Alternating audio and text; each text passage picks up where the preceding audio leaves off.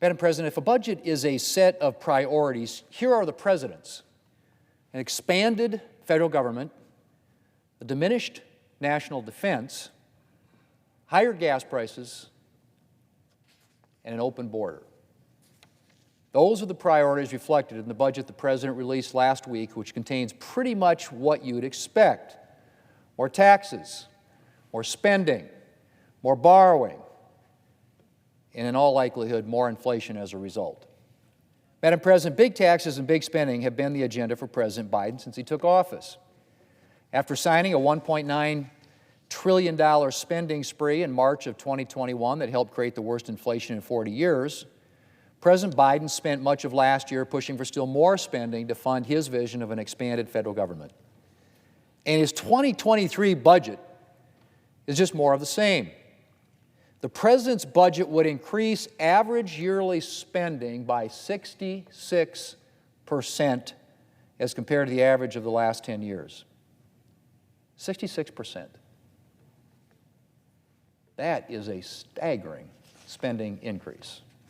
Yearly federal spending under the Biden budget would average $7.3 trillion. Now, to put that in perspective, Madam President, total average spending in 2019 was $4.4 trillion. Now, how is the President going to pay for this, if he even can?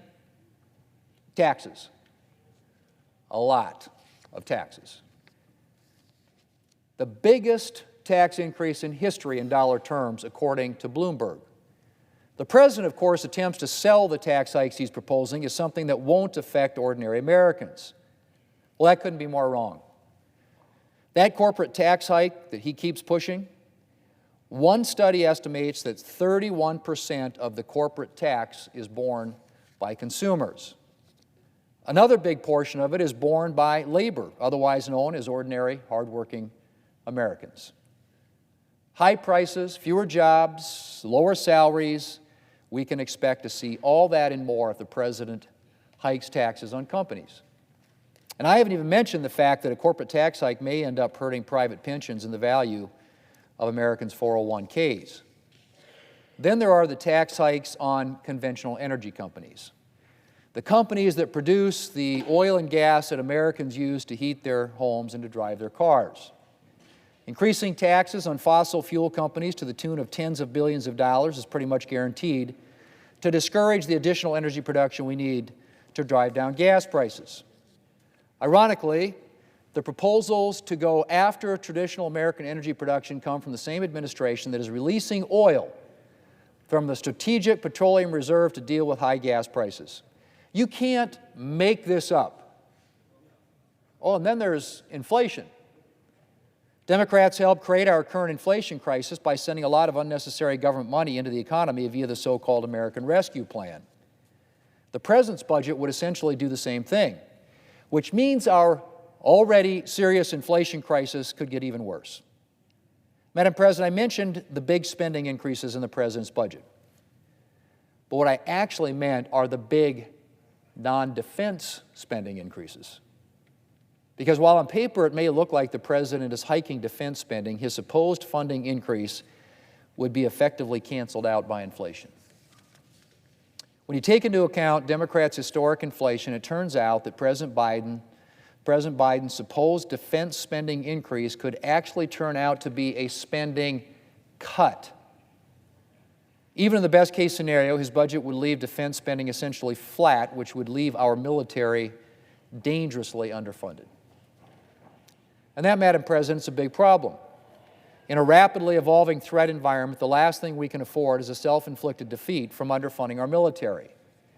Given Russia's war of aggression in Ukraine and threats to NATO and increasingly aggressive China, Iran's nuclear ambitions, North Korea's uptick in missile tests, and the Taliban taking over in Afghanistan, among other things, President Biden should be taking national defense spending at least as seriously as domestic spending.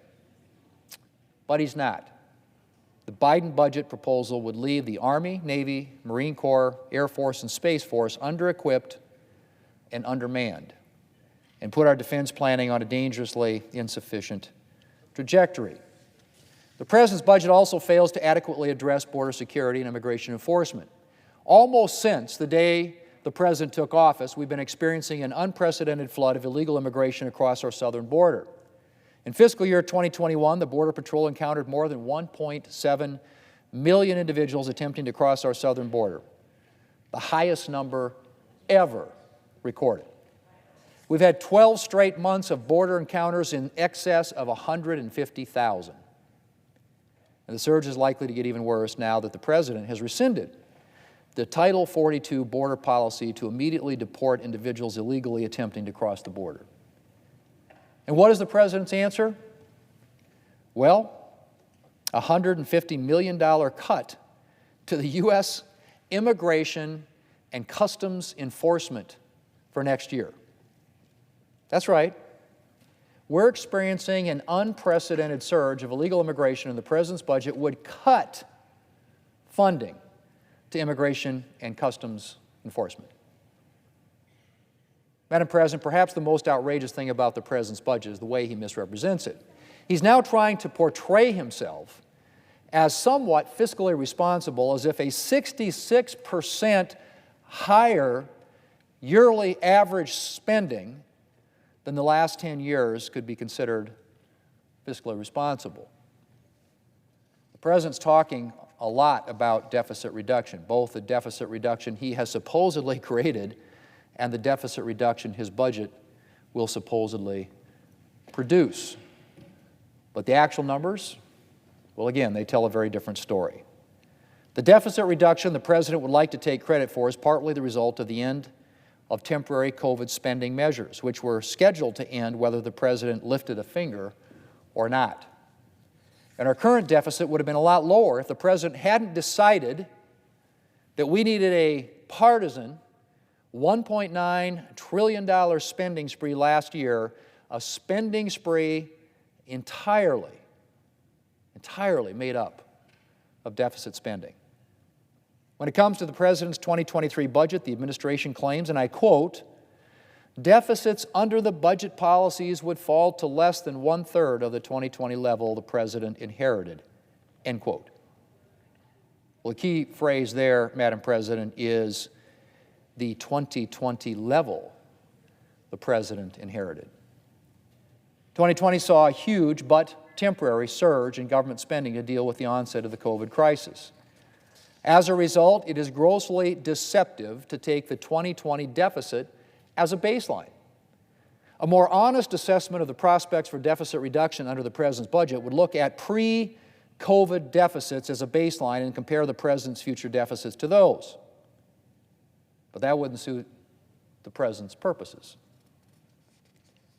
Now that it's become apparent that the American people are not in fact thrilled by far-left Democrat governance, the President is eager to portray himself as a moderate, hence his inflated claims of deficit reduction. It's the same reason the President is touting his supposed spending hike on national defense while conveniently omitting the fact that when you figure in real inflation, a spending hike may actually be a spending cut. Madam President, no matter how the President tries to dress it up, his fiscal year 2023 budget is more of the same far-left priorities. More taxes, more unnecessary spending, and more economic pain for the American people. And I hope, Madam President, I hope my Democrat colleagues will think twice before foisting this budget onto hardworking Americans.